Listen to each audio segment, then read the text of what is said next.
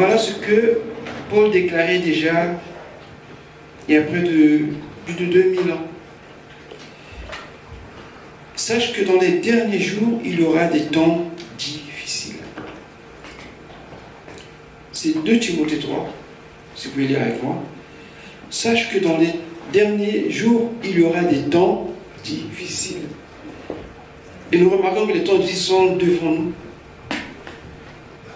Il continue de dire au verset 2, « Car les hommes seront égoïstes, amis de l'argent, fanfarons, hautains, blasphémateurs, rebelles à leurs parents, ingrats, irréligieux, insensibles, déloyaux. »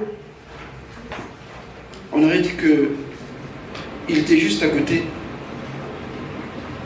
Calomniateurs, intempérants, cruels, ennemis des gens de bien, traîtres, emportés, enflés d'orgueil, aimant le plaisir plus que Dieu.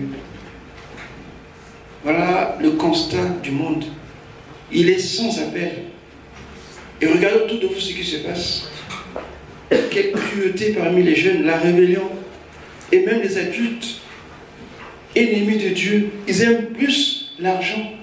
Ils aiment le désir. Regardez ce qui se passe. Mais comment faire? Qu'est-ce qu'il faut faire? Nous sommes dans ce monde. Nous sommes avec eux, parmi eux. Et comment faut-il agir?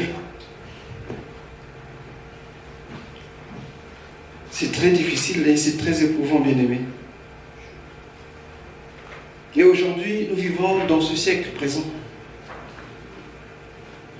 où nous sommes dans ces temps qu'on appelle des temps difficiles. Et plus que jamais, il faut nous accrocher au Seigneur. Plus que jamais, il nous faut doubler d'efforts dans la prière. Prie pour ton quartier. Prie pour ta famille. Même au travail, prends le temps de prier pour tes collègues. Alléluia. Parce qu'on ne sait pas d'où cela peut surgir. Ne dis pas que parce que je prie. Non. C'est parce que tu pries que rien ne peut t'arriver. Tout peut nous arriver. Alléluia. Amen. Ce constat, il est très flagrant et on se pose la question de savoir est-ce que celui qui l'a écrit, il est toujours avec nous ou bien il n'est plus avec nous. Mais la parole de Dieu est vraie. Amen. Et nous savons que ce que nous sommes en train de vivre, nous sommes pratiquement à l'aube des derniers jours. Plus que jamais, soyons vigilants. Mais derrière ces derniers jours sont difficiles, il y a une activité, une grosse activité spirituelle qui est derrière. Parce que le mal, ce n'est pas une impression, mais c'est une personne. En la personne du diable. Et ses démons. Elle dit que quand il sera lié, la terre ne sera plus séduite. Il n'y aura plus ce que nous voyons. Parce que l'instigateur de ce que nous avons lu ici, l'égoïsme, blasphémateur, la rébellion, l'ingratitude, l'irréligiosité, l'insensibilité, la déloyauté, toutes ces choses, les calomnies, sont inspirées par les démons. Ils sont devenus très actifs. Alléluia. Nous devons faire extrêmement attention. La parole de Dieu est vérité. Et nous devons être à même d'écouter ce que Dieu nous dit. Nous sommes dans un combat. Quand tu ne veux non bien-aimé, tu n'es pas neutre. Ou tu es contre ou tu es avec. Amen. Est-ce que quelqu'un me suit? Amen. Moi je ne prie pas, c'est mon problème. Tu es concerné. Même si tu ignores, tu ne veux pas. D'ailleurs on dit que nul n'est censé ignorer la loi. Alléluia. Amen. Tout le monde connaît le bien et le mal. Et plus que jamais, nous devons vraiment prier autour de nous. Prier pour ceux qui nous sont chers. Prier même pour ceux qu'on ne connaît pas. On doit prier parce que le diable, la Bible, nous avons lu dernièrement que le diable est descendu avec une grande colère. Parce qu'il nous reste peu de temps. Et à titre indicatif, regardez bien ce qui se passe. Jusque-là, toutes les nations étaient agitées, il ne se passait rien. Mais depuis qu'on a touché notre côté, que nous connaissons aujourd'hui ce qui se passe, l'horloge de Dieu s'est mise en marche. Et faisons extrêmement attention. Amen. Amen. Je voulais tenir votre lampe allumée. Ce n'est pas le moment de dormir. Ce n'est pas le moment de dire que je ferai ceci plus tard. Nous devons veiller et prier. Bien sûr qu'on va se marier. bien sûr qu'on va travailler, bien sûr qu'on aura des enfants, bien sûr qu'on va chercher, bien sûr, mais veillons et prions. Soyons pas dans la distraction. Jésus avait dit, quand il viendra, soit comme le jour de Noé, les gens mangeaient, buvaient, mariaient, se mariaient. Alléluia. Le monde va tourner comme si rien n'était, malgré tout ce qui va se passer. Mais seulement, il viendra un moment où personne ne s'attendra. Et on doit extrêmement faire attention pour ces temps-ci. Et donc, je vais rappeler que c'est le dernier dimanche aujourd'hui, avant notre annuel, et nous avons commencé par les armes spirituelles. Si vous étiez là les 2 dimanches, on a parlé des armes spirituelles, on a aussi parlé des 7 domaines dans lesquels le diable est très actif. Amen. On a parlé aussi des portes, c'est-à-dire ce qui donne accès au diable dans nos vies. On a parlé des péchés, notamment, c'est la principale entrée, l'entrée officielle, si vous voulez. Alléluia. Amen. Quand tu es dans le péché, quand tu es hors de Dieu, tu le sais, tu en es conscient, mais que tu persistes, ça fait des brèches et ça fait des liens. Tu ne peux plus t'en passer. Et là, tu es sous l'emprise des démons ou du diable lui-même. On a parlé aussi des circonstances de la vie. Mais j'aimerais attirer votre attention sur quelque chose que je regardais ce matin. Parce que quand je parlais des portes, je parlais du péché, mais Dieu ne nous a pas laissés comme ça à la merci du diable. Que tu pries pas, Dieu nous aime tous. Amen. La différence, c'est que nous qui avons cru, nous sommes ses enfants. Et le reste sont ses créatures. Mais Dieu, on avait là celui qui s'appelle Elohim. Le Dieu qui veille sur sa création. Rappelez-vous. Alléluia. Amen. Oui, c'est pour sembler, mais on n'a pas. C'est important dans les cellules le jeudi et même aussi le lundi. Donc, il y a un texte que j'aimerais lire avec vous, Ecclésiaste 10, le verset 8, rapidement. Ecclésiaste 10, verset 8, parce que c'est quelque chose qui peut dire, mais donc, voilà comment se fait, moi je ne prie pas, mais tel ne prie pas, donc nous sommes à la merci des démons ou des diables, plus ou moins, mais Dieu est bon. Ecclésiaste 10, le verset 8. Ecclésiaste 10, au verset 8, j'ai la parole du Seigneur. Celui qui creuse une fosse, il tombera. Et celui qui démolit un mur sera mordu par un serpent. Amen. Amen. En fait, à entendre comme ça nous paraît un peu, est-ce que moi je renverse les murs, est-ce que moi je creuse? Non. En fait, il faut le prendre dans le sens spirituel, dans le sens que cela nous est donné de comprendre avec l'Esprit de Dieu. Déjà, sache que les dangers et les incertitudes par rapport à ce verset ne manquent pas dans la vie des chrétiens. Qui que tu sois. Mais seulement, Dieu, par rapport à ce qu'on a vu, il part des murs. C'est que Dieu, en fait, en venant dans le monde, ne nous a pas laissés comme ça. Chacun est comme sous une protection. Alléluia. Une protection. Et quand cette protection ne tient plus, c'est-à-dire quand tu pêches, tu fais quoi? Tu creuses un trou, ou bien tu renverses ton mur, et ça ouvre une brèche. Même le chrétien qui pêche peut devenir une proie du malin. C'est pour ça que dans le monde, tous ceux qui sont dans le monde ne sont pas possédés. Gloire soit rendue à Dieu. Amen. Mais quand tu viens au Seigneur, cette protection devient comme une pré-protection parce que tu es sous le sang de Jésus. Amen. Et ceux qui ne viennent pas au Seigneur, malgré qu'ils ont cette protection, un jour, elle finira par céder. Comme tu ne connais pas Dieu, tu vas marcher selon ta volonté. Et tu feras des choses telles que toi tu le penses ou telles que tu le veux. Et à ce moment-là, ce mur va être renversé. Alléluia. Amen. Donc, que Dieu ne nous laisse pas comme ça. Sinon, ce serait vraiment difficile. Mais malgré ça, Dieu prend soin. Donc, ceux qui entendent la parole de Dieu, qui ne viennent pas, eh bien, qu'est-ce qu'ils font? Ils renversent leur protection. Ils s'exposent eux-mêmes aux démons ou au diable. Et donc, je voulais juste préciser cela, parce que parfois, on peut se dire, mais par rapport aux portes, par rapport au péché, par rapport à ce qu'on sent la vie, moi, je suis né d'une famille comme ça, donc je suis voué à ceci. Non, bien aimé. Dieu n'abandonne pas sa créature. Mais Dieu nous donne par Jésus le moyen d'être proche de lui et de recevoir la vie éternelle, la vie, une vie sans fin et en plus qui est gratuite.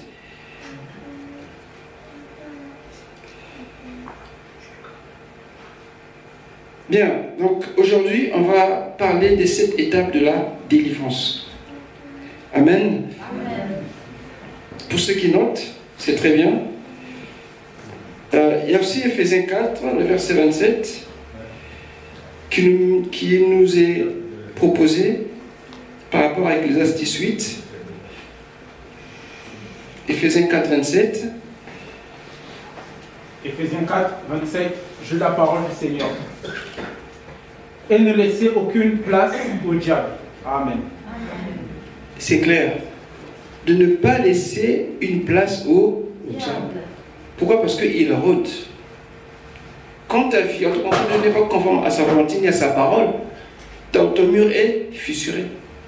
À ce moment-là, ça devient compliqué. Je rappelle que le chrétien n'est pas possédé, mais il peut subir des attaques, de l'oppression de la part du malin. Tu es loin de Dieu, il t'impose une fatigue, il peut même t'influencer, tu peux avoir des maladies psychosomatiques, comme on dit, par tes pensées. Tu peux être atteint d'une certaine maladie parce que justement tu es sous une oppression démoniaque. Et donc on nous conseille de ne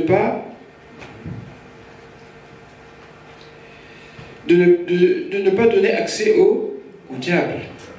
Et c'est pour ça que nous allons parler des armes spirituelles. Dans Deutéronome 18, Dieu nous montre des pratiques interdites qu'on ne doit jamais faire. Dieu interdit ce genre de pratiques.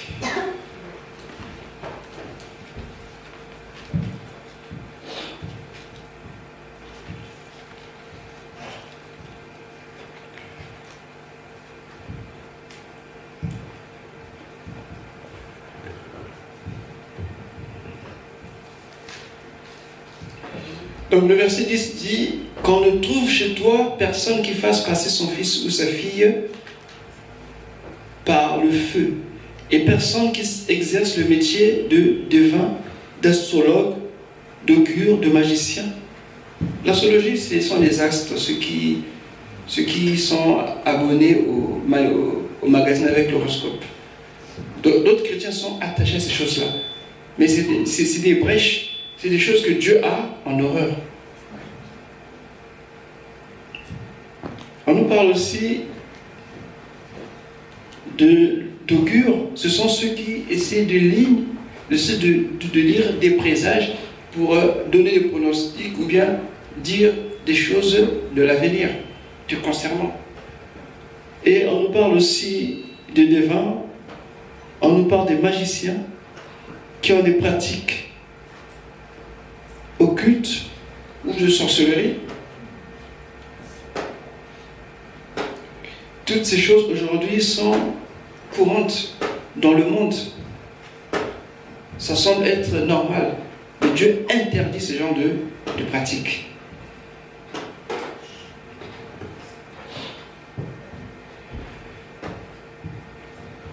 Amen. Amen. On va essayer de détailler plus ou moins. Ça va nous avancer un peu.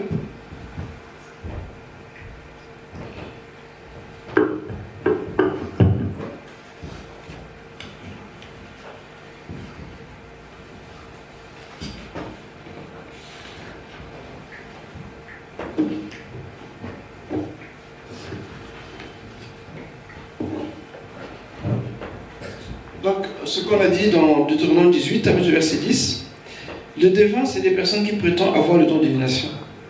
En fait, c'est souvent un esprit de python, c'est lié à un démon, qui te dit des choses qui peuvent être vraies, mais en fait, ça te souille et c'est loin de Dieu.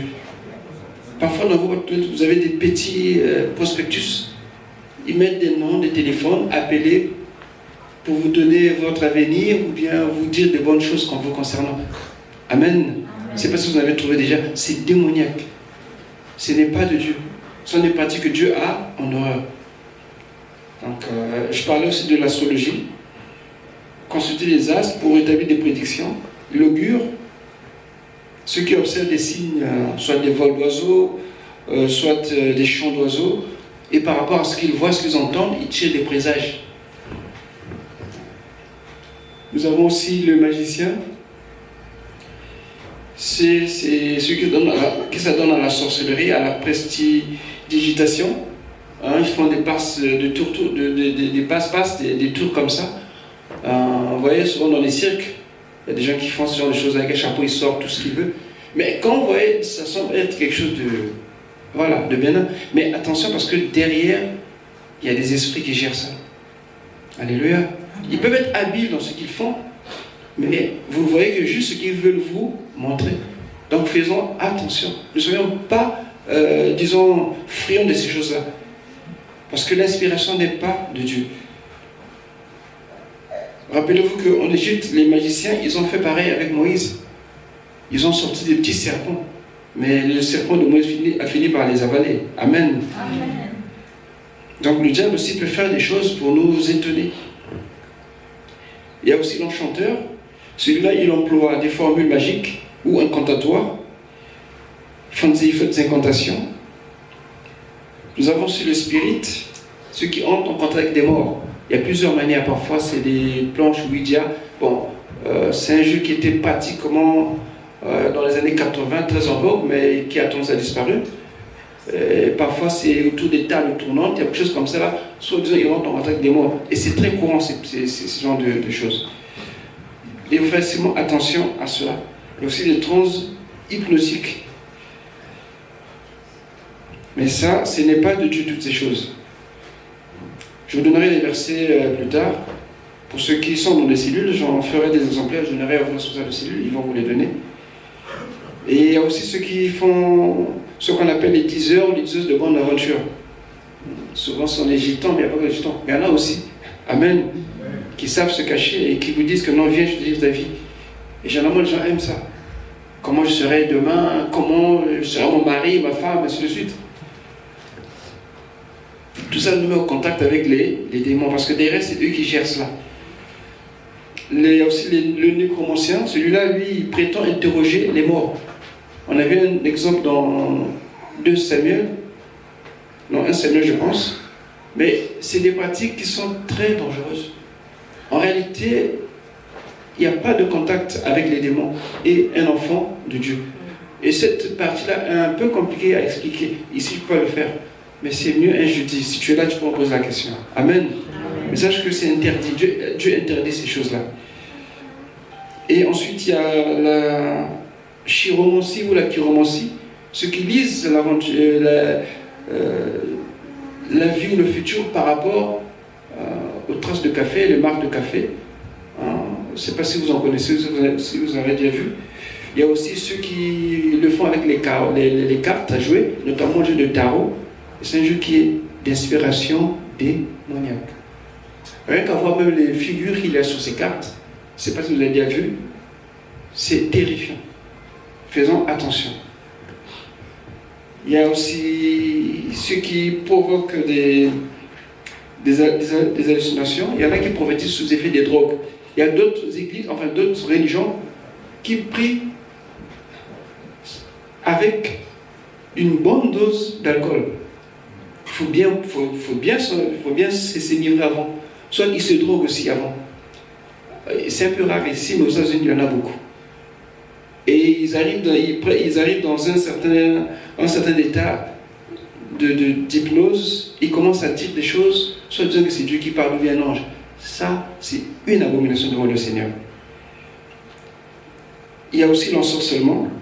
Ceux qui font des incantations, des envoûtements avec des formules magiques. Tu écris à une maison, on te donne un certain livre ou un certain cahier où il y a des formules ou des choses, des prières que tu vas réciter pour obtenir quelque chose. Parce que les gens aiment ce qui est facile. Prier, c'est trop difficile. Donc, ils veulent des choses comme ça. Parfois, c'est des médaillons, parfois, ça peut être aussi, je ne sais pas, même un foulard, quelque chose comme ça. Là. Quand on te dit tu dois attacher ça, et puis voilà, en disant telle formule, voilà ce qui peut arriver. Mais toutes ces choses, pratiquement, étaient défendues par Dieu. Et ça nous souille. Amen. Et ces choses étaient à Canaan, avant que les Israélites arrivent, ceux qui étaient là pratiquaient toutes ces choses. Et Dieu a fini par les détruire. Et la même chose arrive aussi à tout enfant de Dieu. Quand tu commets ces choses, tu es loin de Dieu et tu es la proie du diable. Et donc, on doit extrêmement faire attention. La Bible nous dit, au verset 12, que c'est à cause de ces pratiques mauvaises que l'Éternel avait chassé les Cananéens du pays. Donc, quand nous pratiquons ces choses devant le Seigneur, Dieu nous chasse de sa présence comme il avait chassé le diable. Et j'aimerais terminer par une remarque, parce qu'il y a des gens qui sont tellement spirituels, quand tu leur parles, ils ne veulent pas comprendre. Il faut que Dieu lui parle. Mais c'est très dangereux. Dans Matthieu 22, le verset 32, et dans Acte 16, le verset 9, Matthieu 22, le verset 32, Acte 16, le verset 9. Matthieu 22, verset 32. Je suis le Dieu d'Abraham, le Dieu d'Isaac, le Dieu de Jacob. Dieu n'est pas Dieu des morts, mais des vivants. Voilà. Jésus dit que Dieu n'est pas un Dieu des morts. Donc ne pensez pas quand vous allez parler à quelqu'un qui est mort, vous adressez à une personne. C'est à l'un des mots que vous vous adressez. Quand tu vas au cimetière pour aller déposer des fleurs, ne parle pas. C'est inutile que tu parles. Dépose tes fleurs et va-t'en. Alléluia. Parce que quand tu parles à qui? Elle dit qu'il est réservé aux hommes de mourir, puis vient le jugement. Donc la personne qui meurt n'est plus là. C'est qu'il y a des eux qui sont là. Son esprit attend le jugement. S'il était chrétien, il est avec Jésus. Il est au paradis. Mais ce n'est pas encore la fin, le paradis. C'est qu'une étape. Amen. Donc ne vous trompez pas. Ceux qui meurent, s'ils meurent dans le Seigneur, ils sont avec Jésus. Mais ceux qui meurent étant païens, sans connaître, sans accéder au Seigneur, ils vont attendre le jugement. Ils sont dans le lieu de tourment déjà, avant que les vrais tourments ne commencent. Donc ne vous trompez pas. Parce que parfois les chrétiens pensent que papa est mort, maman est morte, donc il me garde. Il ne te protège pas. Il ne te protège pas. C'est Dieu qui te garde pour que tu le serves. Et parlons de ça, Acte 16, le verset 9.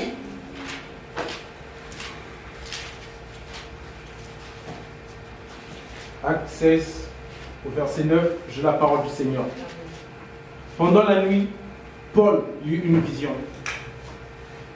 Un Macédonien lui apparut et le supplia. Passe en Macédoine, secours-nous. Amen. Voilà une belle illustration que Dieu peut nous parler comme il entend. Mais Dieu ne parlera pas à nous par un esprit de mort. Comprenez bien cela. Ce Macédonien, on ne sait pas comment Paul l'a reconnu, c'est vraiment par son accoutrement, ou par son accent, ou bien je ne sais pas comment, mais c'est comme nous on peut reconnaître que non, mais c'est un Japonais, par exemple. Amen. Ou bien que celui-là c'est un Africain. Voilà. Et Paul avait su que cet homme c'était un Macédonien, c'est-à-dire c'était un Grec. C'était même la façon de s'habiller ou de parler. Et il a dit à Paul de passer les idées. Parce que Dieu voulait que Paul passe dans cette région-là pour prêcher la parole. Alléluia. Donc il n'a pas envoyé. Ce n'est pas quelqu'un qui est mort qui est venu parler. Non. C'est une personne certainement qui était... Et Paul n'a pas cherché à connaître cette personne. Mais sous cette forme, le Seigneur s'est manifesté à Paul. Ça peut arriver. Mais ce ne sera jamais quelqu'un qui est mort. Amen.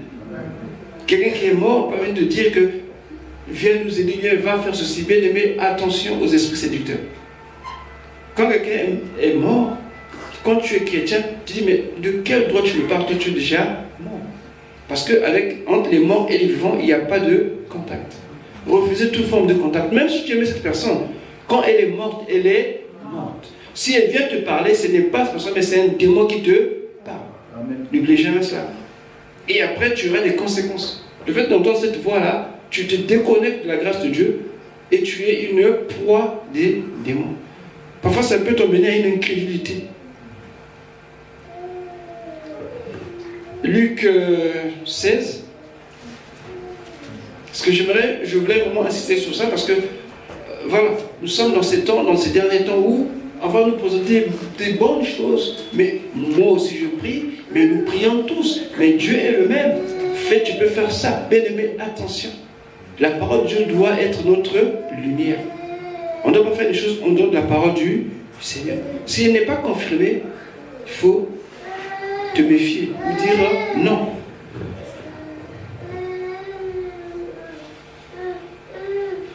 Luc 16, quelqu'un a trouvé Luc 16, le verset 26.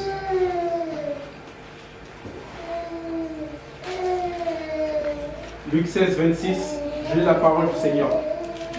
De plus, il y a un grand abîme entre nous et vous, afin que ceux qui voudraient passer d'ici vers vous ou de chez vous vers nous ne puissent pas le faire. Amen. En fait, ici, Jésus expliquait qu'après la mort, la vie ne s'arrête pas là. Alléluia. Quand nous mourons, la vie ne s'arrête pas là. La vie continue. Et c'est triste de savoir que beaucoup de gens pensent que quand on meurt, c'est fini. Mais le néant n'existe pas. Amen. Le corps, ok, il va mourir, il va se de vivre, mais l'âme va continuer de vivre. Et Jésus explique que Lazare qui était mort et le riche, les deux sont morts, mais il continuait de parler, de vivre comme si rien ne s'était passé. Le riche dit, demande de l'aide. Et Abraham dit non, c'est pas possible. Là où toi tu es, là où nous sommes, il ne peut pas avoir contact. Alléluia. Parce que même dans la mort, il y a des séparations. Quand quelqu'un ne prie pas, il ne peut pas être avec Dieu. Même si vous devez faire vos messes de requiem 1000 fois, 100 fois, ça ne changera pas. Dieu, on ne le corrompt pas. Dieu n'est pas un politicien. Il n'a pas besoin de voix pour être élu. Alléluia. Amen. Et on pense que parce qu'on va faire des messes de requiem, que certainement qu'il va aller au ciel. Le purgatoire n'existe pas. C'est une invention. Le salut, c'est maintenant. Quand tu reçois Jésus, tu es sauvé. Amen. Ne pense pas qu'après, quand tu vas mourir, on va faire des messes et par un jeu compliqué, tu vas trouver au ciel. Non. Et donc, ce riche, malgré qu'il était riche, il était dans un endroit de souffrance. Et donc, il cherchait de l'aide. Et Abraham dit non. Il y a entre nous et vous un grand abîme, afin que ceux qui voudraient passer ici vers vous ou de là vers nous ne puissent le faire. Donc il y a une séparation. Et ça, il faut le savoir déjà. Jésus nous parle parce que Jésus est la vie, il est Dieu. Amen. Pour lui, ce n'est pas un secret. Nous, on ne connaît pas, mais lui, il connaît. Amen. Et ce qu'il dit, c'est la vérité. Amen. Ensuite, qu'est-ce qu'il dit encore au verset? Je prends le verset juste qui vient. Nous sommes dans Luc 16, c'est ça? Oui. Ok, le verset 31, il dit, et Abraham lui dit, non, le verset 30, il dit, bon, je vais tout relire pour que vous ayez à peu près, que vous suivez, excusez-moi. Le riche dit, je te prie donc, Père Abraham, d'envoyer Lazare dans la maison de mon père, car j'ai 5 frères. Il reconnaît Abraham. Il appelle même Père Abraham. Mais cependant, il n'est pas avec Abraham. Beaucoup diront que, mais Dieu, je te connais, mais tu ne serais pas avec Dieu ce jour-là. Ce serait dommage. En tant qu'Israélite, sa place était auprès d'Abraham. Il y a des chrétiens qui devaient être avec Dieu, mais à cause de leur comportement, vont être loin de Dieu. C'est ce que ça veut dire. Entre autres, on continue. Le riche dit, je te prie donc, Père Abraham, d'envoyer Lazare dans la maison de mon père, car j'ai 5 frères. C'est pour qu'il leur atteste ces choses, afin qu'ils ne viennent pas aussi dans ce lieu de tourment. Ah là, il y a eu un bon cœur. Comme quoi, sa conscience était encore active. Ne vous trompez pas. Quand on meurt, notre conscience est toujours active. Elle n'est pas oubliée. Elle ne s'efface pas. Alléluia. Amen. Et chose étrange, c'est qu'il ne se rend pas compte de son péché lui-même. Mais il veut que Lazare aille avertir ses frères, pas conscience de son péché. Pourquoi il est là? Les gens disent que non, mais les femmes de l'enfer changent les gens. Non, ici on voit bien que le type n'a pas changé. Et comme Lazare était en ce temps-là devant lui un mendiant, quelqu'un qui était miséreux, il a toujours cet esprit de consonance par rapport à Lazare. Il dit envoie Lazare, comme si Lazare travaillait encore pour lui. Alléluia. Amen. Vous voyez le comportement d'un cœur endurci. Envoie Lazare, mais Lazare n'est pas à ton service. Il n'est plus à ton service. Il commande encore. Non, mais c'est pas possible. Et Abraham lui dit à ce moment-là qu'il ne peut pas le faire, qu'ils écoutent Moïse et les prophètes. Il dit non, si quelqu'un ressuscite des morts, va, ils vont quoi? C'est ça. Jésus est ressuscité, non? Alléluia. Amen. Est-ce que le monde entier croit? Il ne croit pas. Ne pensez pas parce que quelqu'un va mourir, qu'il va venir dire que non, mais vous croyez? Non. La foi, ce n'est pas un problème intellectuel, mais c'est un problème moral. Comprenez bien ça. Parce que la raison n'est pas contre la foi. La plupart des gens intelligents ont la plupart des chrétiens sont intelligents. Vrai ou faux? Donc l'intelligence n'est en rien un blocage à la foi. Mais c'est plutôt un aspect de moralité. Alléluia. Quand tu ne veux pas croire, tu ne veux pas croire. Et Abraham conclut en disant, s'ils n'écoutent pas Moïse et les prophètes, ils ne se seront pas persuadés même par quelqu'un, même si quelqu'un est mort ressuscité. Donc c'est pour nous dire que quand quelqu'un meurt, c'est fini, c'est fini. S'il n'a pas le Seigneur, c'est fini. Amen. On pense que donc, un tel est mort, un tel me protège, un tel... Souvent j'entends ça. Oh, ma grand-mère me protège. Il y avait une collègue, elle était très, je disais, croyante. Vous savez que c'est une sœur que j'apprécie beaucoup parce que vraiment elle montrait vraiment que c'était vraiment une femme, et c'est une femme vraiment qui craignait Dieu. Mais seulement elle craignait Dieu, pas de la bonne façon. Ça peut arriver. Amen. Ah, ça peut arriver. Une fois j'ai suivi une émission, je crois que vous connaissez cette émission-là. Je ne sais pas comment ils font. C'est vraiment toute une organisation. Ils viennent, ils démolissent une maison, les gens qui ont des problèmes, ils reconstruisent une maison et ils mettent tout ce qu'il faut dans cette maison-là. Je ne sais pas s'ils font un concours, comment c'est pas aux États-Unis, c'est pas sur les trucs, vous suivez cette émission-là. Bâton de cœur. Voilà. Et donc, qu'est-ce qui s'est passé un jour? Ils sont arrivés, ils ont démoli la maison. Et pendant qu'ils démolissaient la maison, un monsieur arrive, il dit, mais vous faites quoi? Il dit, mais nous on est les maçons du cœur. Et donc on dit cette maison parce qu'on a reçu. Il dit, mais non, il ne faut pas le faire. Mais pourquoi? Non, mais c'est ma maison. Comment ça? Regarde l'adresse.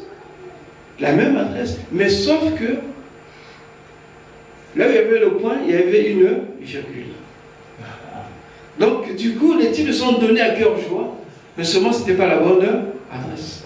Et c'est dommage. Et c'est vraiment dommage. C'est des choses comme ça qui arrivent. Les gens pensent prier parce qu'on les a entendus, ou bien ils aiment l'église comme ça là. Mais tant que tu ne cherches pas Jésus, c'est la bonne adresse. Et cette sœur était comme ça. Dès qu'il y a quelque chose, ma grand-mère qui est morte, c'est elle qui me protège.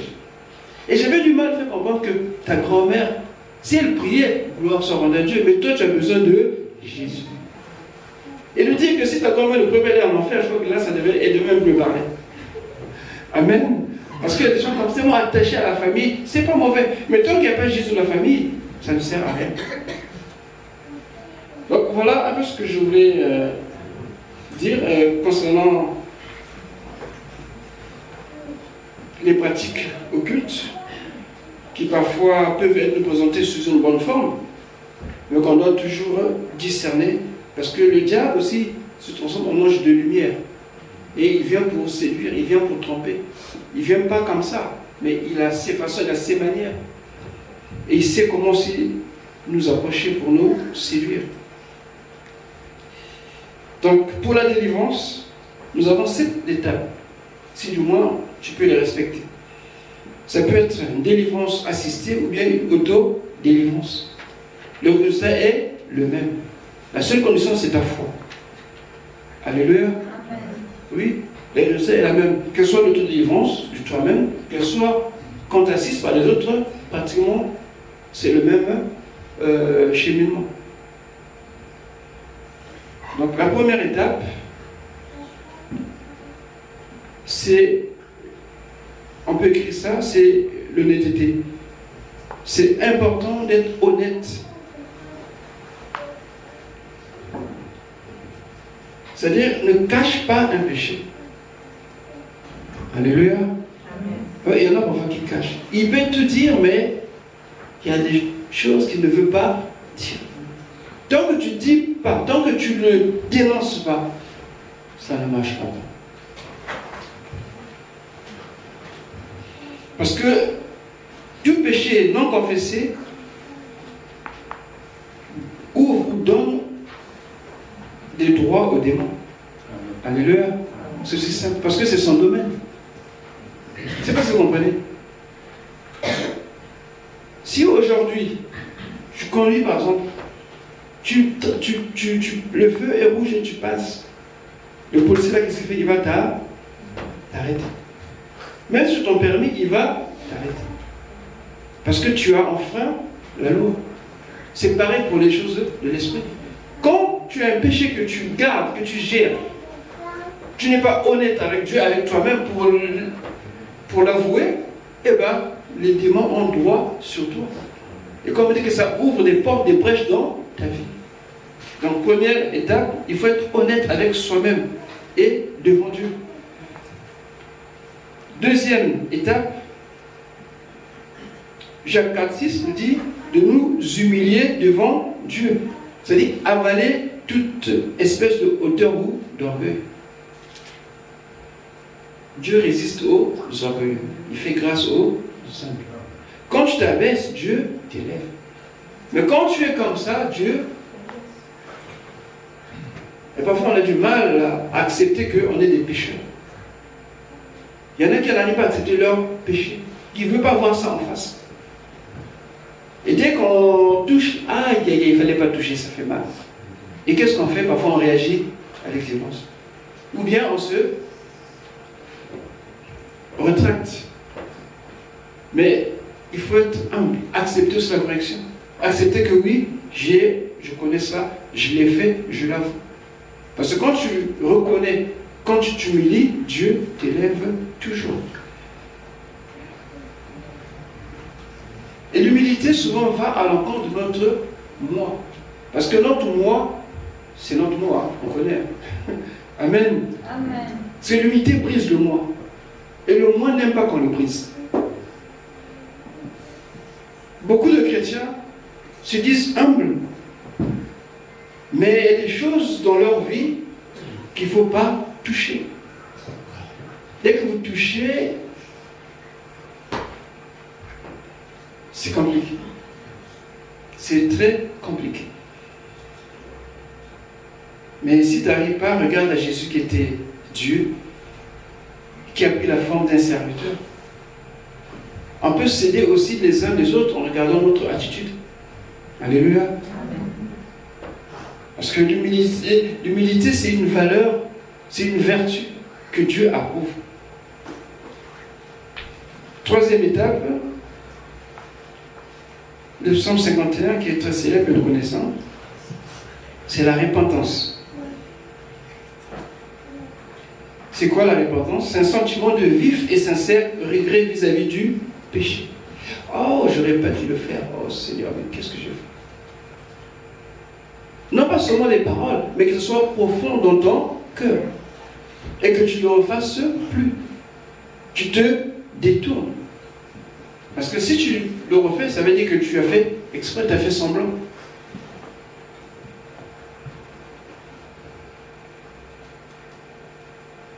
S'il y a une chose que le péché ne supporte pas, alléluia, c'est qu'il soit ramené à la surface.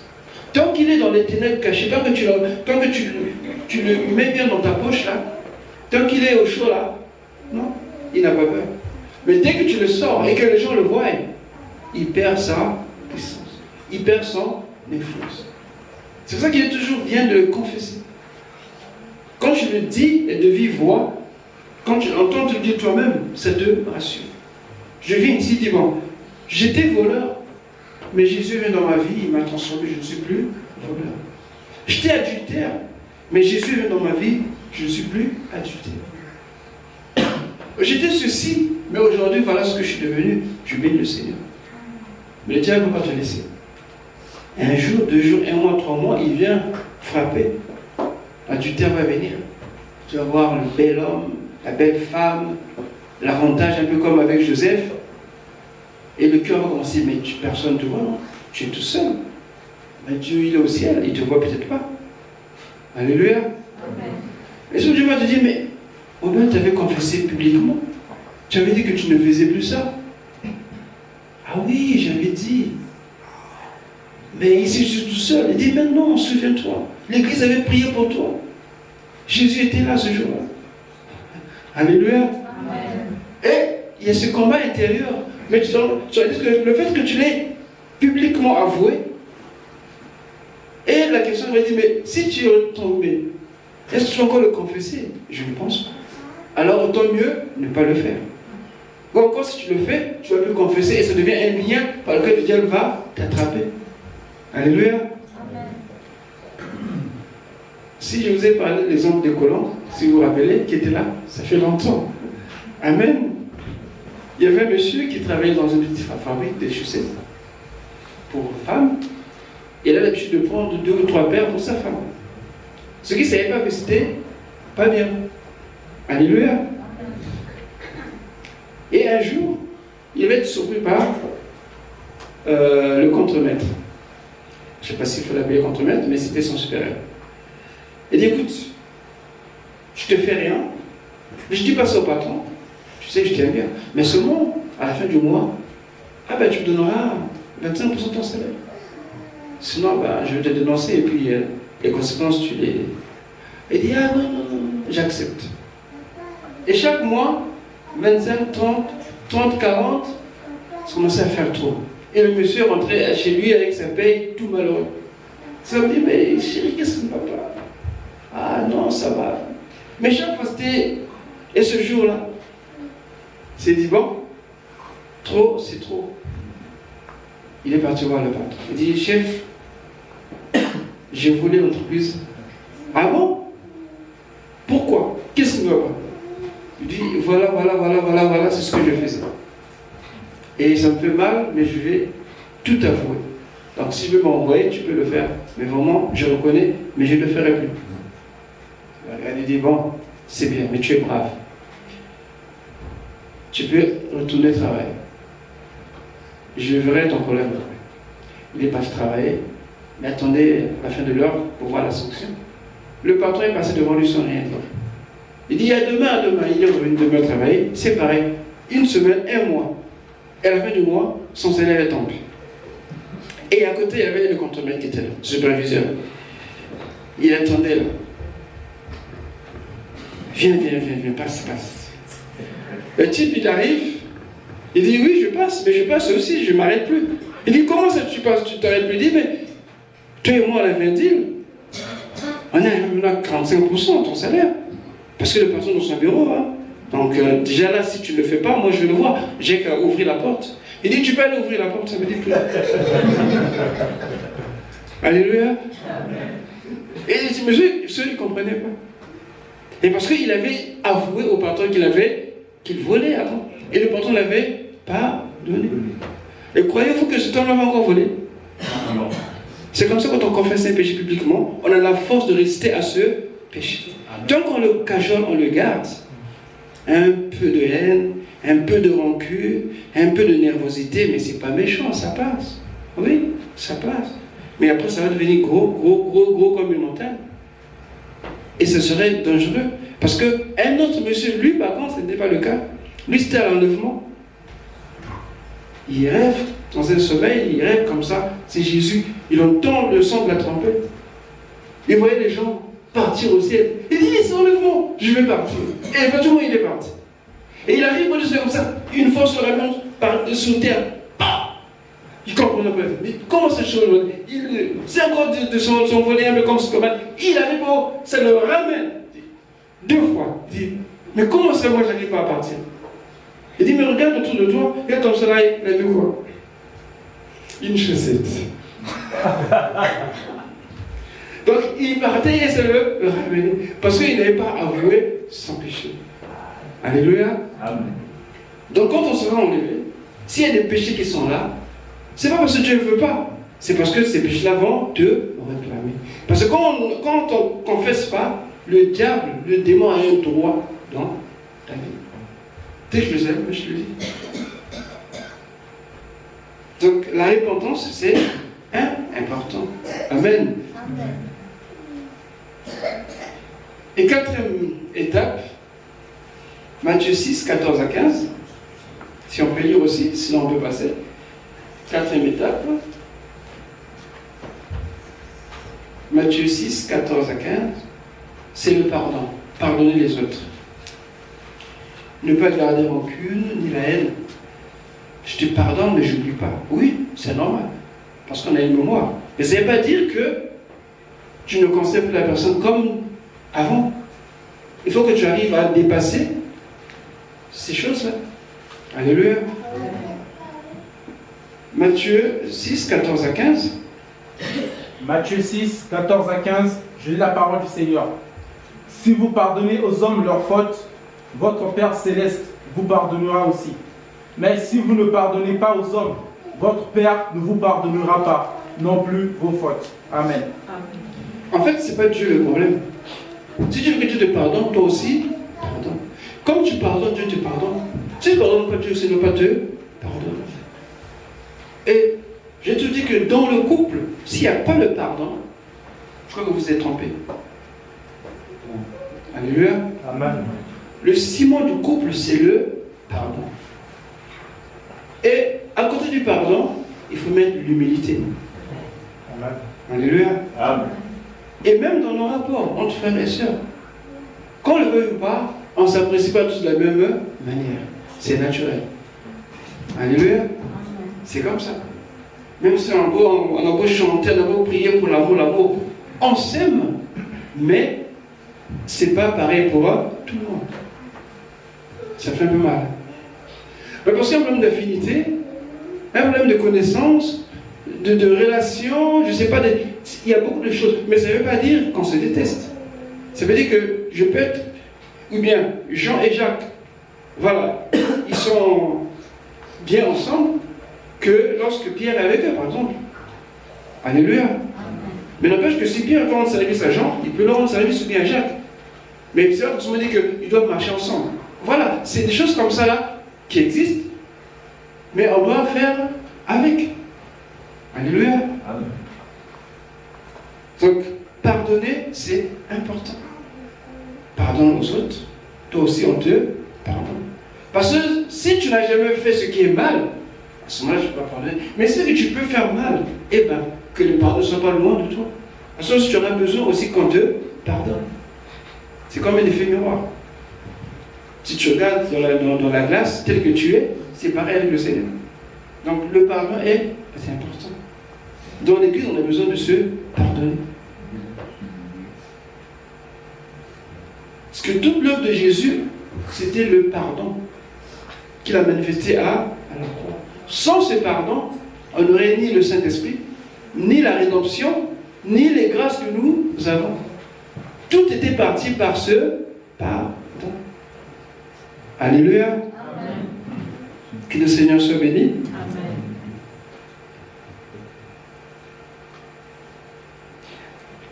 Et enfin, la 5e étape,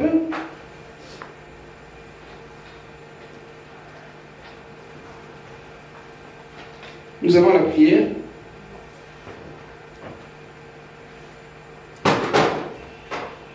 Nous avons la prière. Dans la prière, nous invoquons Dieu, ou nous invoquons le Seigneur au nom de Jésus.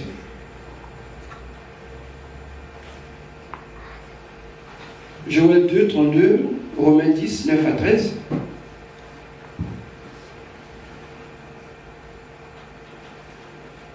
Et dans la prière aussi, il faut s'approprier par la foi des promesses. Tu peux prier, mais si tu n'as pas la parole de Dieu, ça donnera rien. Parce que la parole de Dieu est l'épée de l'esprit. Tu ne connais pas de verset biblique. Tu peux pour toi prier comme tu veux, ça n'aura pas un impact. Parce que, sache que le diable a peur de la parole de Dieu. Et Dieu veille sur sa parole pour la accomplir. Il y a des gens qui me disent, ah moi je prie toute la nuit, mais qu'est-ce que tu dis toute la nuit pendant que tu pries? Quand tu viens pas aux enseignements, comment tu vas prier Dieu? Honnêtement, tu n'es pas enseigné, tu n'as pas la parole de Dieu, mais comment tu vas prier? Moi, c'est la question que je vous pose. Il y en a qu'on voit dans les cellules, une des jeunes dans les cellules, mais ils prient. Je ne sais pas comment vous faites, mais c'est une chose que même si vous apprenez ça ailleurs, ce n'est pas pareil. Je vous dis ceci. Ça peut être un peu juste, mais je veux que celui qui peut comprendre le comprenne. Nous avons tous ici des sœurs ou des mères ici. Amen. Amen. Quelle maman ici va dire que pour mon fils, pour mon enfant, le lait qu'il lui faut, c'est le lait de la voisine? Honnêtement. Une femme qui a mis au monde son enfant, il va dire que non, le lait qu'il faut pour mon fils, c'est le lait de la voisine, le sein de la voisine. C'est possible? Ah, c'est possible? Non. Maintenant, moi, je ne comprends pas qu'on est dans l'église. Vous suivez l'enseignement dans d'autres endroits que ce qui est donné à l'église. Mais qui suit votre croissance? Qui vous connaît mieux? Celui qui est derrière Facebook ou bien c'est pas... Non. Parce qu'à l'église, il y a un suivi, le pasteur vous connaît, il sait votre besoin, il peut vous conseiller et vous donner ce qu'il faut. C'est pour ça qu'on a les jeudis et les lundis et parfois des séminaires. Mais si vous n'êtes jamais là, mais vous passez toute la nuit à prier, partout vous priez, mais à la fin, il y a quoi? C'est compliqué. C'est très difficile comme ça de croître et de grandir spirituellement. Et souvent aujourd'hui, c'est devenu presque à la mode. Un chrétien a parfois 6-7 assemblées. C'est compliqué. Dieu va t'appeler où? Dieu va te bénir où? Dieu va te consacrer où? Non, moi je prie toute la nuit, moi je prie. J'étais là-bas, je prie. Oui, mais on ne te voit jamais. S'approprier par la foi les promesses. Éphésiens 2, 4 à 6. Romains 8, 17. Romains 8, 17. Jean 1, 12. En tant qu'enfants de Dieu, nous avons des droits, nous avons des devoirs. Et la parole de Dieu nous donne de comment ou de quoi et comment et par quoi tout ça fonder la prière. Parce qu'il y a des prières parfois qui sont juste que un mouvement de lèvres qu'on remue. Parce qu'il n'y a pas de dépôt. Un enfant qui entend seulement ba, ba, ba, ba, quand tu vas commencer à parler, il va dire aussi ba, ba, ba, ba.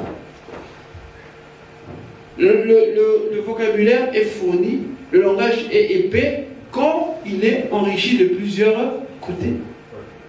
Et que si tu n'es jamais à l'étude de la parole de Dieu, comment vas-tu prier? Posez-vous la question. C'est parce que, en faisant comme ça, votre vie de prière est faible. Et vous n'aimez pas Dieu parce que celui qui aime Dieu reste dans le Seigneur. Il dit que si vous m'aimez, gardez ma parole. Si ma parole demeure en vous, demandez ce que vous désirez. Mais si la parole ne demeure pas, tu vas demander quoi et comment tu le fais.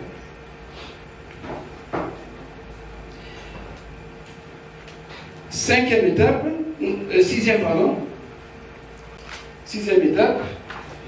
Éphésiens 5, 18 à 19. Éphésiens 5, 18 à 19. Sixième étape. C'est ça que tu peux faire toi-même, pour toi qui notes, même à la maison. C'est toujours bien, parce que quelquefois, on est un peu dans un état de faiblesse, ça arrive. Mais il ne s'agit pas de demeurer dans cette tête, mais il s'agit de se relancer, de ne pas subir.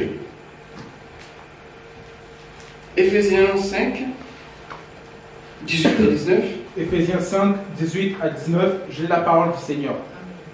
Ne vous enivrez pas de vin, cela mène à la débauche. Soyez au contraire remplis de l'esprit. Dites, Comment? Oui. soyez au contraire remplis de l'esprit. En faisant comment? Dites-vous des psaumes, Des psaumes, des hymnes et des cantiques spirituels. dans des cantiques spirituels, des chants, d'actions de grâce. Chantez et célébrez de tout votre cœur des louanges du Seigneur. Ah oui. Donc, continuellement être rempli, c'est rester dans sa présence. Comment? En louant, en adorant, en glorifiant le Seigneur, en le célébrant. On reste dans cette atmosphère qu'on peut soi-même favoriser. Alléluia. C'est à la portée de tout le monde. Parce que c'est pas comme si je partais ouvrir un robinet, je vais être rempli d'esprit, j'ouvre la bouche, c'est pas non. Non. Et c'est parce que je vais prier, je vais être rempli, non. Mais il y a une démarche à faire. Si je n'ai pas le temps pour faire cette démarche, comment veux-tu être rempli par le Saint-Esprit? C'est comment cette démarche? Tu peux reprendre, s'il te plaît? Soyez au contraire remplis de l'esprit. Dites-vous des psaumes. Pardon? Dites-vous des psaumes. Donc, en lisant la parole de Dieu, ensuite, Des hymnes et des cantiques spirituels. là on est dans les chants, dans les cantiques. Chantez et célébrez de tout votre cœur les louanges du Seigneur. Donc, toutes ces choses-là favorisent la présence du Saint-Esprit. C'est pas tu vas ouvrir un robinet, c'est pas que tu vas. Non, c'est pas ça. Cette présence, c'est toi qui. C'est un désir. Tu cherches à créer les conditions pour que ton esprit soit toujours en relation avec le Seigneur. Si tu veux voir les films, qu'est-ce que tu fais? Tu vas au cinéma. Si tu veux boire un café, qu'est-ce que tu vas au bistrot. Non? Et pourtant, sans se le faire. C'est pareil avec la voix du Seigneur. Si tu la désires, eh bien, prends ta parole, lis la Bible, loue le Seigneur, écoute des cantiques. Et un moment d'intimité avec le Seigneur. Mais tu ne l'as jamais fait. Toute l'année, pratiquement, tu passes toujours à côté de ce bistrot. Excusez-moi le terme. Quand je passe par l'église, tu passes et chaque fois tu as faim, chaque fois tu as soif. Mais alors que le restaurant est juste à côté. Tu te dis que Dieu ne m'aime pas. Et enfin, c'est le combat. Luc 10, 19. Marc 6, 17 à 18. Là, c'est le combat. Luc 10, 19, j'ai la parole du Seigneur. Voici, je vous ai donné le pouvoir de marcher sur les serpents et les scorpions et sur toute puissance de l'ennemi. Et rien ne pourra vous nuire. Amen. Qui est convaincu de cette parole? Amen. C'est sûr. Amen. C'est bien. Marc 16, 17 à 18.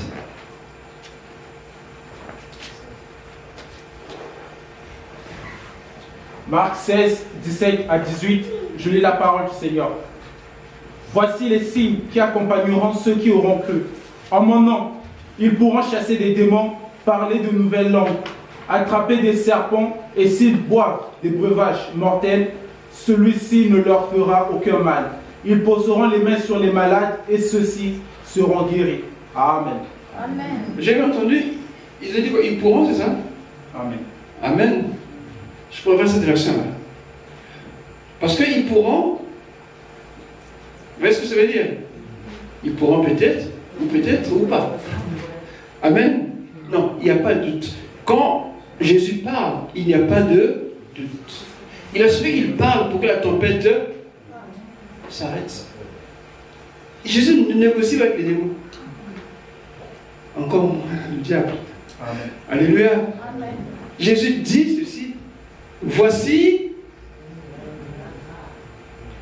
les miracles qui accompagneront ceux qui auront. Qui a cru? Amen. Qui a cru? Amen. Quand tu crois, bien-aimé, cela t'est donné. Amen. C'est à toi. Jésus te dit à toi qui as cru qu'en son nom, tu chasseras les démons. tu ne pourras pas chasser, mais tu chasseras les démons. Amen. C'est-à-dire les esprits qui ont été chassés au nom de Jésus. Avant, je mets le gouvernement, il cherche des solutions. Écoutez, il n'y a pas une solution physique contre un esprit. Ça ne marche pas. Ça ne marche pas. Un esprit, c'est un esprit. Pour le combattre, il faut aller avec les armes de l'esprit. Vous allez faire des lois, mais les lois ne touchent que le corps. Les lois ne touchent pas l'âme. La loi de Moïse n'a jamais changé quelqu'un. Dites-moi. La loi de Moïse n'a jamais changé une personne. Au contraire, ça suscite quoi? La colère. Avant, pourquoi les prisons sont remplies? Alors. Parce que justement à cause de la loi. Amen. Mais il y a une puissance dans la grâce.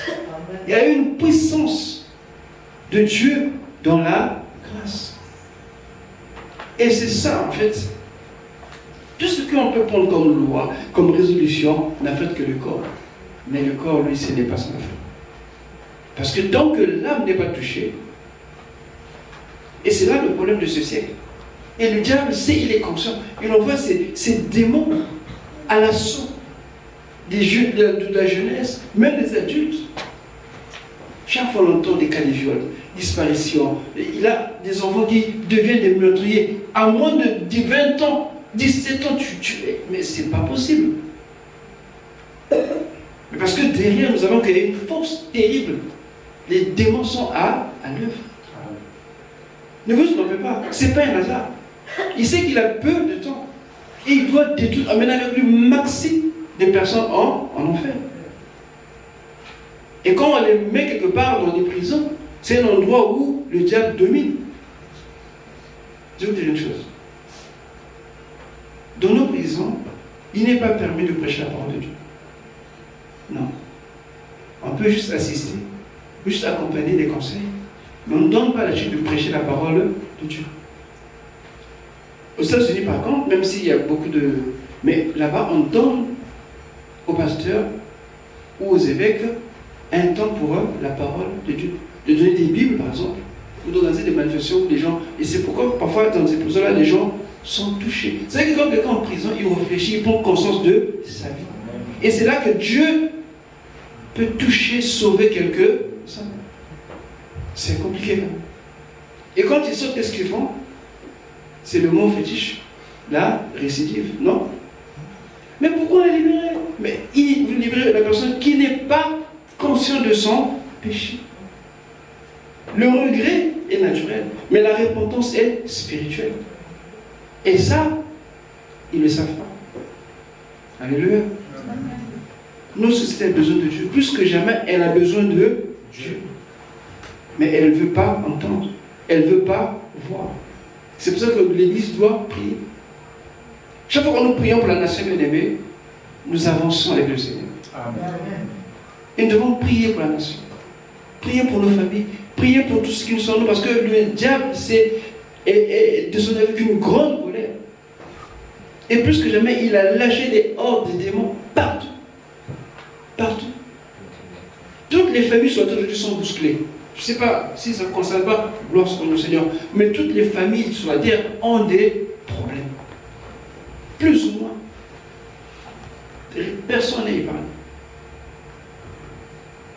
Donc, le chrétien a reçu au nom de Jésus l'autorité sur le monde des ténèbres. Cette autorité vise à rétablir l'ordre ou la volonté de Dieu que Satan a perturbé, libérer les captifs, détruire les forteresses.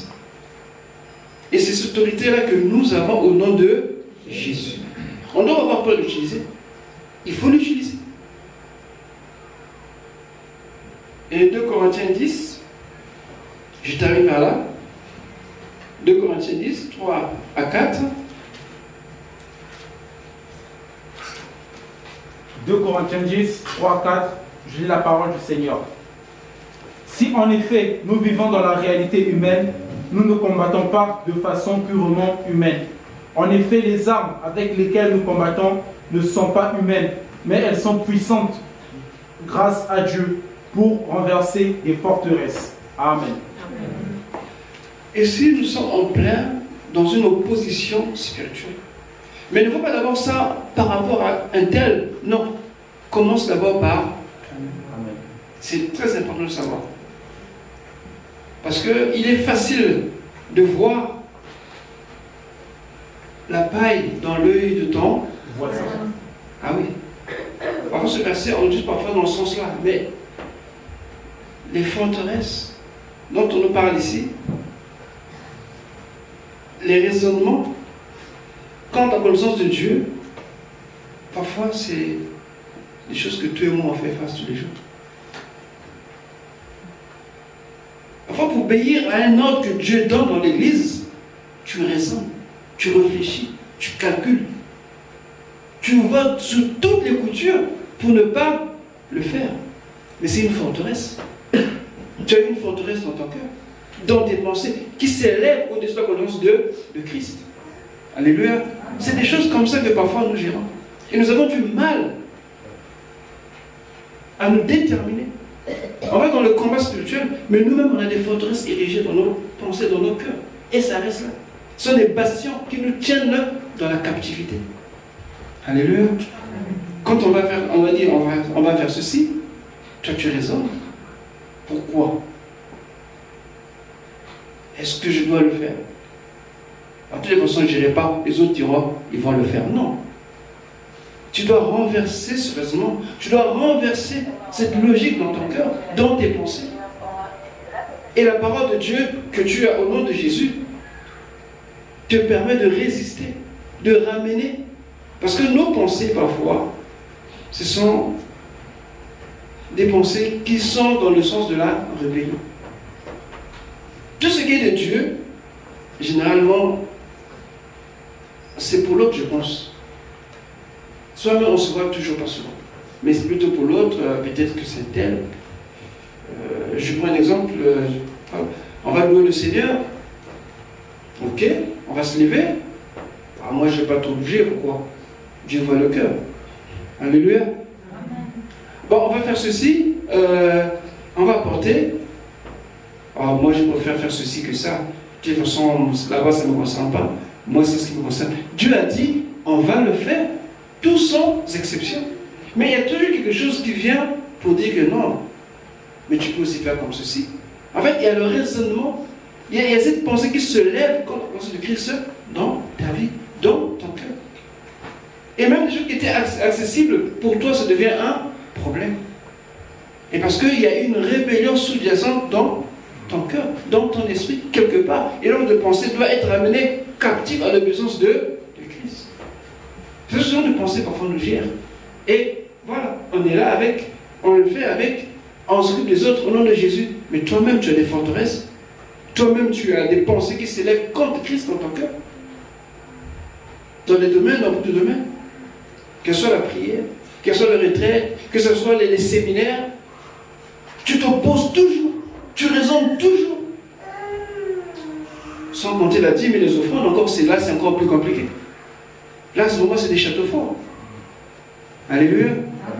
Alors, ces choses-là, parfois, ne sont pas loin, parfois, c'est en soi. Et dans le combat spirituel, Dieu nous aide par son esprit à discerner réellement où est le nœud pour le dénouer, pour le délier, pour prendre position au nom de Jésus.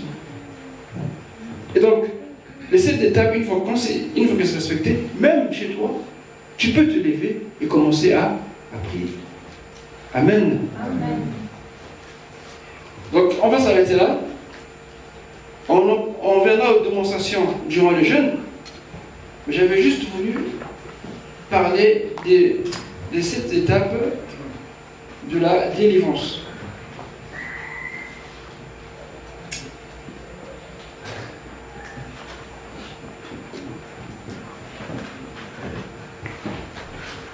Voilà, on va se lever, s'il vous plaît.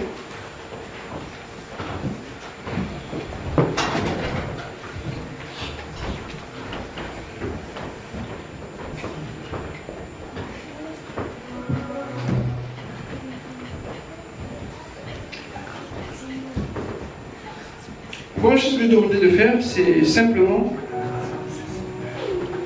de demander au Seigneur de te briser. Parce que cela commence par le brisement. Si tu étais là, reviens. Si tu étais loin, reviens également. Mais demande au Seigneur de te briser. Tout ce qui s'élève contre Dieu dans ta vie, que ce soit dans tes pensées, que ce soit dans ton cœur, dis-toi que le Seigneur te veut tel que tu es. Et l'équipement spirituel est pour tous ceux qui croient en son nom.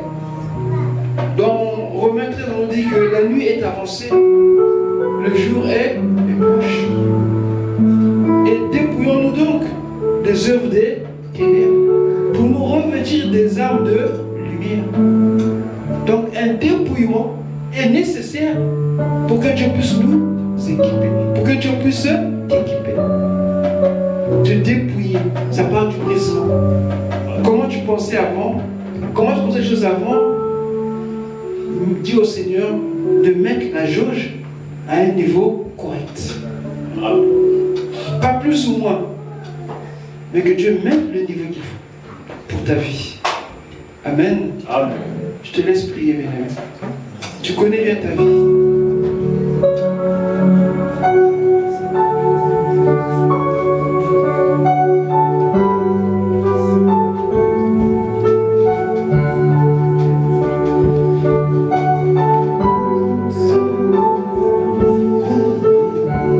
Tu es seul avec le Seigneur à tes côtés. Parle à Dieu. Parle au Seigneur.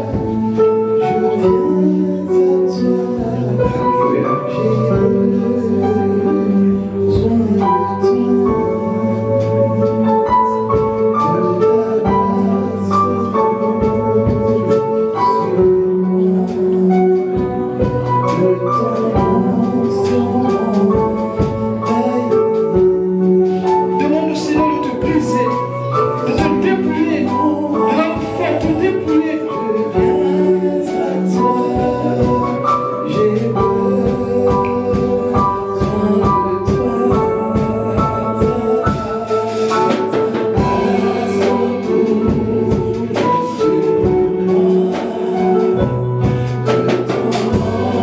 Débarrasse-toi de ce qui te charge, ce qui te pèse.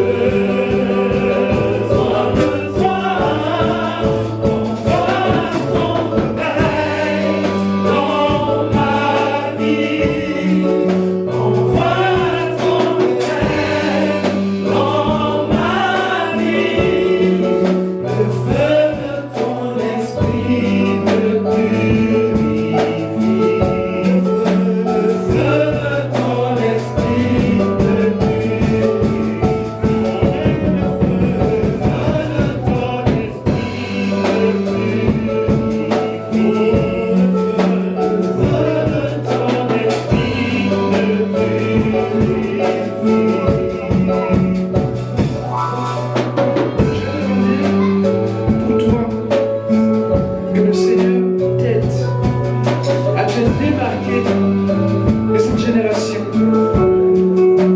Que le Seigneur puisse t'aider là où tu n'arrives pas, là où souvent tu t'arrêtes malgré tes bonnes intentions. Que le secours de l'Éternel te soit accordé. Seulement, aie une attitude d'enfant, d'obéissance à Dieu. Et refuse tout mensonge de l'ennemi, toute distraction et toute séduction qui vient de l'ennemi. Mais désire plus que tout sa présence et te rapprocher de Dieu. Oui, Oui, durant ce jeûne, nous voulons chercher l'Éternel. Et étant équipés, armés, que tu saches déjouer les plans de l'ennemi, afin que tu saisisses la victoire que le Seigneur a promis. Car il dit à tous ceux qui vaincront, et je crois, et je prie que tu sois parmi ceux-là. Seigneur, je bénis ton nom. De ce que tu nous équipes, tu nous revêts d'un revêtement spécial. Tu nous donnes à nous dépouiller des œuvres mortes, du péché, du mensonge, de la haine, de la rancune, à nous dépouiller des distractions mondaines, à nous dépouiller des héritages spirituels de la famille, à nous dépouiller de ce que la société ou ce monde nous propose ou nous fait miroiter, qui nous éloigne de toi. Seigneur, revêt chacun de nous des armes spirituelles. Par ta parole et par ton esprit, Père, je prie pour un équipement aujourd'hui même sur tous ceux qui ont accepté de donner leur vie à Jésus. Tous ceux qui t'ont reçu comme Seigneur et Sauveur. Tous ceux qui te craignent et qui aspirent à faire ta volonté. Père, je prie que durant ce annuel, notre objectif soit te chercher.